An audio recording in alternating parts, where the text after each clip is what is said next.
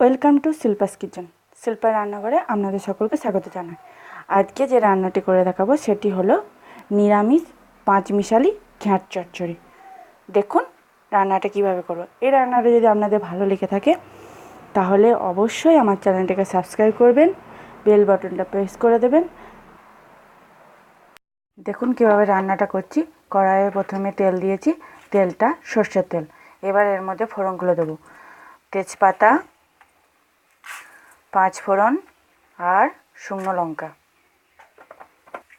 এবার এর মধ্যে দিয়ে দেবো কোচানো আলু,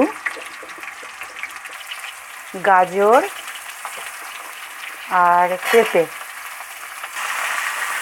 এগুলো আগে দেওয়ার কারণ হলো এগুলো ভাজতে একটু সময় লাগে, সেই জন্য এগুলোকে আগে দিলাম, একটু ভেজে নেব, তারপর বাকি সবজিগুলো দেবো। এগুলো আমার একটু ভাজা হয়ে গেছে। এবার এর মধ্যে বাকি সবজিগুলো দিয়ে দিচ্ছি ফুলকপি, পেঁয়াজকলি, কুমড়ো, শিম,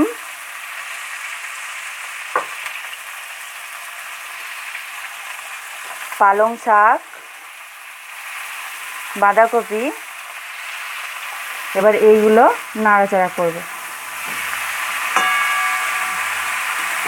খানিকক্ষণ কষিয়ে নিয়ে এবার এর মধ্যে দিয়ে দিচ্ছি টমেটো কুচি, বেগুন,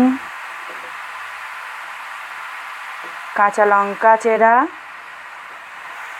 বেগুনটা দেরিতে দিলাম, কারণ হলো বেগুনটা খুব তাড়াতাড়ি সেদ্ধ হয়ে যায়, সেজন্য বেগুনটা দেরিতে দেওয়া হয়েছে।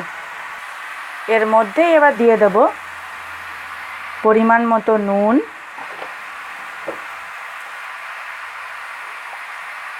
হলুদ গুঁড়ো, আদা বাটা, জিরে গুঁড়ো আর দিয়ে দিচ্ছি ধনে গুঁড়ো আর দিয়ে দিচ্ছি চিনি। চিনিটা দেওয়ার কারণ এটা যেহেতু নিরামিষ, সেই জন্য চিনিটা না দিলে মিষ্টি মিষ্টি খেতে লাগবে, খেতেও খুব ভালো লাগবে। এটাকে এবার ঢাকা দিয়ে খানিকক্ষণ কষতে দেবো।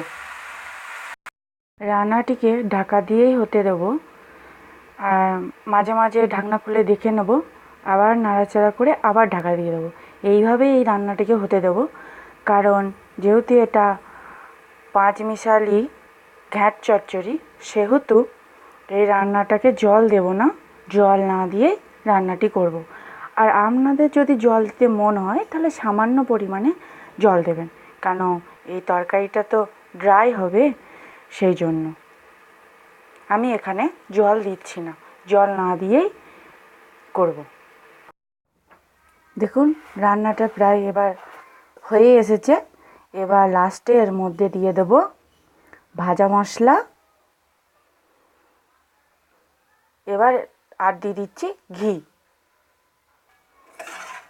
এটাকে মিশিয়ে নিলেই হয়ে গেল আজকের রান্না। দেখুন রান্নাটা আমার কমপ্লিট হয়ে গেছে। এবার আপনারা বাড়িতে অবশ্যই এই রান্নাটা ট্রাই করবেন, করে বলবেন কেমন হয়েছে। আর আমাকে কমেন্ট বক্সে কমেন্ট করে জানাবেন রান্নাটা কেমন হয়েছে।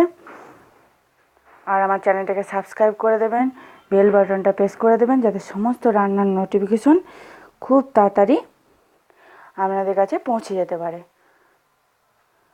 ভালো থাকবেন, সুস্থ থাকবেন, ধন্যবাদ।